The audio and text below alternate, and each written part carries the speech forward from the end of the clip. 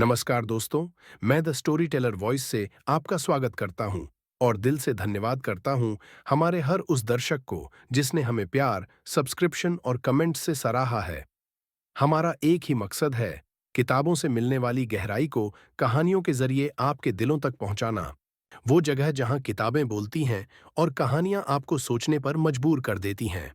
आज हम बात करने जा रहे हैं एक ऐसी किताब की जिसने दुनिया भर के अर्थशास्त्रियों, व्यापारियों और थिंकर्स को झकझोर कर रख दिया। The origin of wealth. वो किताब जो बताती है कि धन केवल पैसों में नहीं, सिस्टम्स, आइडियाज और इवोल्यूशन में होता है।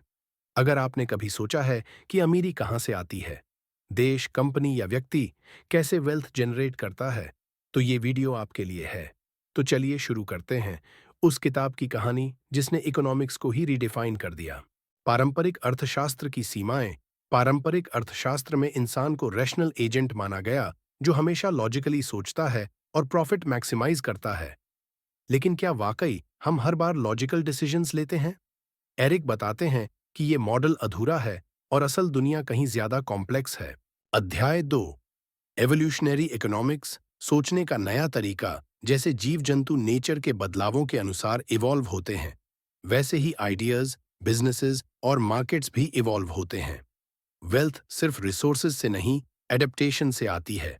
बिजनेस एक फिटनेस लैंडस्केप पर चलता है जो लगातार बदलता रहता है। अध्याय 3। कॉम्प्लेक्सिटी, साइंस और आर्थिक सिस्टम। बीन हॉकर बताते हैं कि समाज और बाजार को हमें मशीन्स की तरह नहीं, बल्कि बायोलॉजिकल सिस्टम्स की तरह समझना चाहिए। मार्केट्स, शास्त्रा, डायनेमिक सिस्टम्स, इसमें अनप्रिडिक्टेबिलिटी, फीडबैक लूप्स और नए पैटर्न्स होते हैं। ये स्टैटिक नहीं, बल्कि कॉन्स्टेंटली सेल्फ ऑर्गेनाइजिंग और इवॉल्विंग सिस्टम्स हैं। अध्याय 4। फर्म और इनोवेशन। धन का असली स्रोत कंपनियां वेल्थ क्रिएट करती हैं जब वे कुछ नया बनाती हैं, नया प्रोडक्ट, नई सेवा या नया system. Innovation is the engine of growth.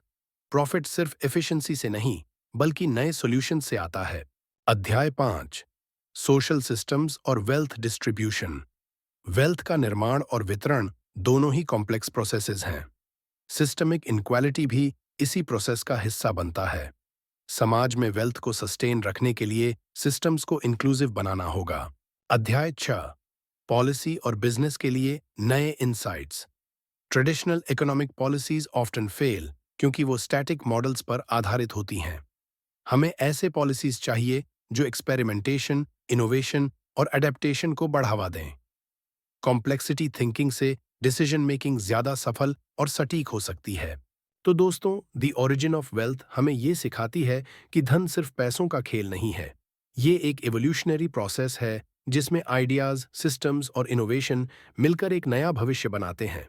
Eric been hawker का ये दृष्टिकोण आज के समय में बेहद जरूरी है, जब दुनिया तेजी से बदल रही है और हमें अपने सोचने के तरीकों को भी बदलना होगा। अगर आप भी बिजनेस, इकोनॉमिक्स या सोसाइटी को गहराई से समझना चाहते हैं, तो ये किताब और ये सोच आपके लिए गेम चेंजर हो सकती है। वीडियो पसंद आया हो तो लाइक करें, कमेंट में बताएं आपको सबसे ज्यादा चौंकाने वाली बात क्या लगी। सब्सक्राइब करें द स्टोरी टेलर वॉइस, जहां किताबें बनती हैं कहानियां।